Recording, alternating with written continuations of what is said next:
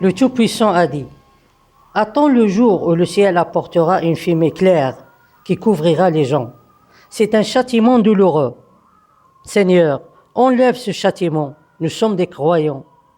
Comment ils osent? Et un messager explicite leur est déjà venu. Puis ils s'en détournèrent et dirent, apprenons fou. Nous enlevons un peu le châtiment. Vous revenez. Le jour du grand châtiment, nous vengeons.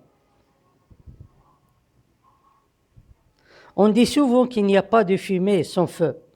Alors avec le verset de feu de l'Égypte, qui est un verset de punition pour le peuple de ce pays à cause de leur non-croyance en Dieu Tout-Puissant et ses messagers, on doit donc attendre une fumée large et pleine qui attirera l'attention des gens.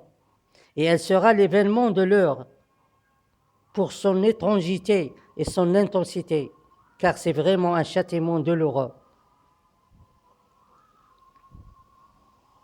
Bien que cette première punition soit spécifique au peuple d'Égypte et à ses dirigeants en tant qu'ennemis de Dieu Tout-Puissant, à cause de leur égoïsme et leur arrogance et de leur obéissance aveugle à leurs dirigeants tyranniques, et ceci au fil des années, mais elle s'applique également à tous les pays dont les gens ont suivi la même approche que le peuple d'Égypte, dans leur façon de traiter les messagers de Dieu Tout-Puissant, tels que l'Irak et le Yémen et la Turquie et l'Algérie et le Maroc et la Tunisie et l'Arabie saoudite et le Qatar et l'Émirat et d'autres pays.